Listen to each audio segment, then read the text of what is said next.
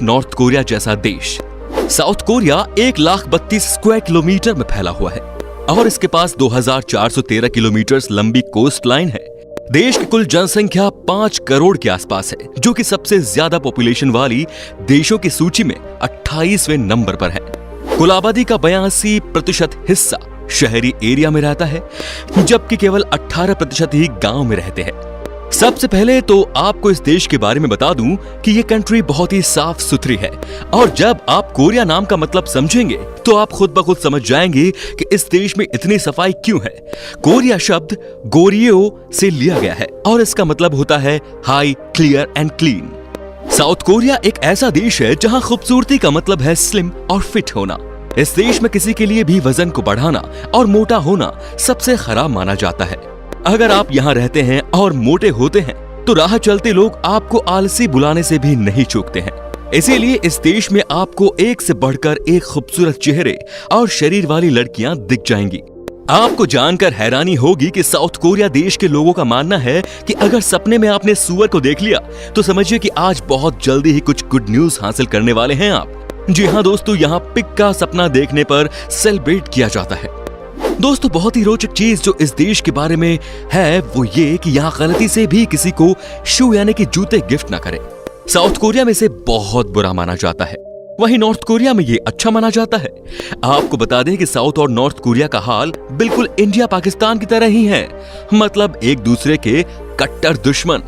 South Korea technology के मामले में कितना एडवांस है इसका अंदाजा आप इसी से लगा सकते हैं कि इस देश ने पहली बार 2012 में कुछ ऐसा किया जो कि आज तक दुनिया में किसी ने नहीं देखा था। जी हाँ दोस्तों, इस देश ने जेल की सुरक्षा के लिए दुनिया का पहला रोबोट गार्ड बनाया।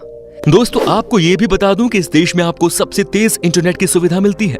यहाँ इंटरनेट की स्पीड होती है लगभग 127 मेगाबाइट्स पर सेकंड। लेकिन दोस्तों, आप खुद ही सोचिए कि साउथ कोरिया में आपको fastest internet of the world मिलता है, वहीं नॉर्थ कोरिया में इंटरनेट नाम की चीज ही नहीं है।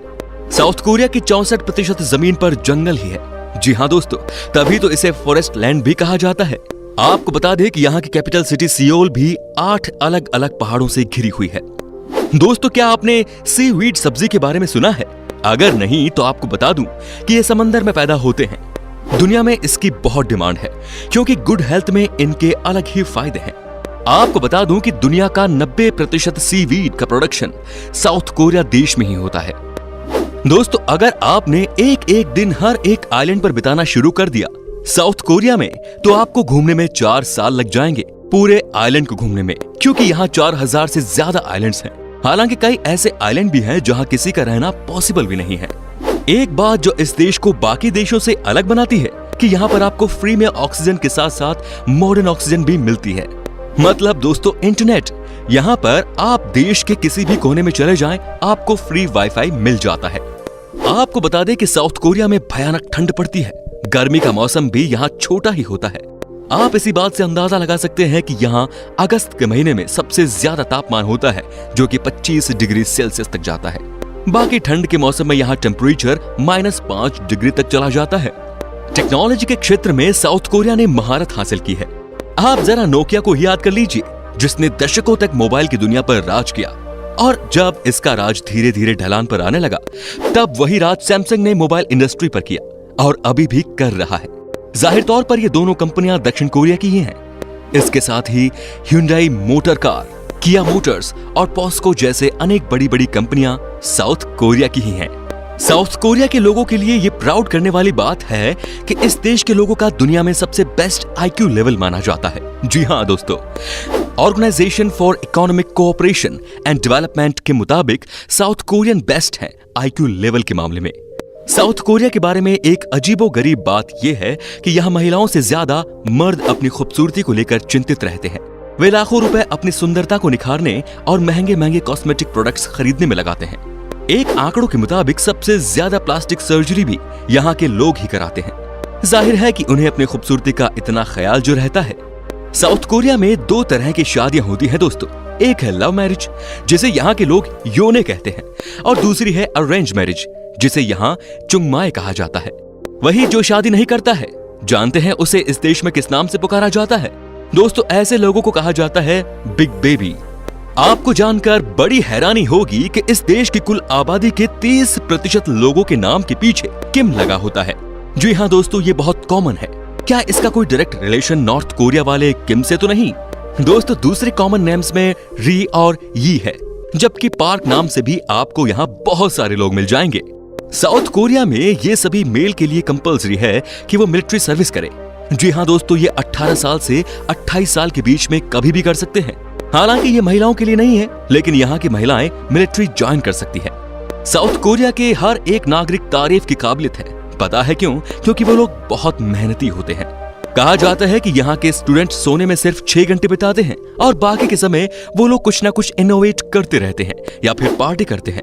अपने देश को बेहतर बनाने के लिए वो लोग बहुत ज्यादा मेहनत करते हैं। साउथ कोरिया में एक ट्रेडिशन है कि जो भी यहाँ 60 साल की उम्र को क्रॉस करता है उसे जबरदस्त पार्टी देनी होती है। जी हाँ दोस्तों, पार्टी, बिल्कुल सही सुना आपने, और वो भी बिल्कुल रॉयल होनी चाहिए और इसे यहाँ हवांगप कहा जाता है। वैसे जब बात उम्र की चली है तो ये भी बता दूं कि यहाँ के लोग औसतन 83 साल तक जीते हैं। दोस्तों, अब हम आपको बताते हैं कि साउथ कोरिया में वो कौन कौन सी जगह है जहां आप घूमने के लिए जा सकते हैं। साथ ही दोस्तों, यहाँ पर आपके कितने पैसे खर्च हो सकते हैं इस देश को घूमने में, वो भी हम आपको सारी जानकारी देंगे। दोस्तों, यहाँ की कैपिटल सियोल में जैसे ही आप लैंड करेंगे, आपकी अच्छी यादों की शुरुआत शुरू हो जाएगी। यहाँ का इंचियोन इंटरनेशनल एयरपोर्ट दुनिया का सबसे खूबसूरत एयरपोर्ट है पिछले 12 सालों से। जैसे ही आप यहाँ लैंड करते हैं तो आपको लगता है कि आप किसी दूसरी ही दुनिया में आ गए हैं।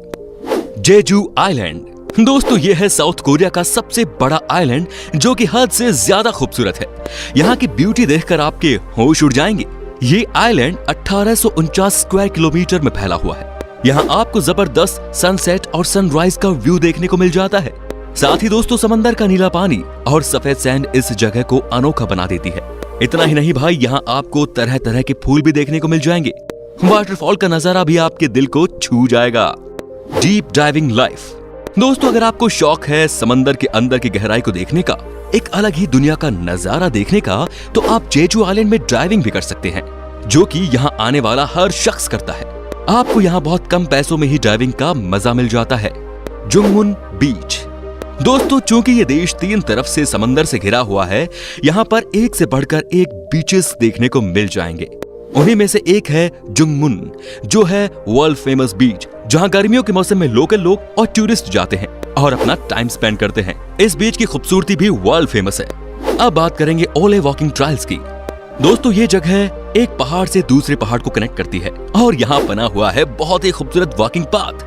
कहा जाता है कि आप सुबह और शाम के समय यहाँ आकर वॉक कर सकते हैं। बगल में समंदर का नजारा मिलेगा और सामने बड़े बड़े पहाड़ और उसके बीच अपनी वाइफ या गर्लफ्रेंड के साथ घूमते हुए। सुवन। दोस्तों, अगर आपको कभी भी साउथ कोरिया जाने का मौका मिले तो आप इस जगह को मिस मत करना। ये यूनेस्को का वर्ल्ड हेरिटेज साइट है, जो कि कई सारे महल और किलों के लिए प्रसिद्ध है। Seoul city. देश की राजधानी सियोल दुनिया का दूसरा सबसे बड़ा महानगरीय क्षेत्र और एक प्रमुख वैश्विक नगर भी है। फोर्ब्स के मुताबिक करीब 38 बिलियनियर्स के साथ ये दुनिया का 8वां सबसे धनी शहर है। दोस्तों, इस शहर का नजारा ही अलग है। दुनिया के सबसे खूबसूरत शहरों में से एक है सियोल। यहाँ की सड़कें, यहाँ का मौसम, यहाँ की नाइट लाइफ बेहद ही कमाल की है। कहा जाता है कि यहाँ की नाइट लाइफ एशिया में सबसे बेस्ट है। यहाँ ना तो आपको क्राइम की चिंता है और ना ही किसी भी चीज की। जिन्हें पार्टी करने का शौक है वो यहाँ रात भर पार्टी कर सकते हैं, डांस कर सकते हैं। सियोल में आपको सबसे ज्यादा स्ट्रीट परफॉर्मर दिख जाएंगे।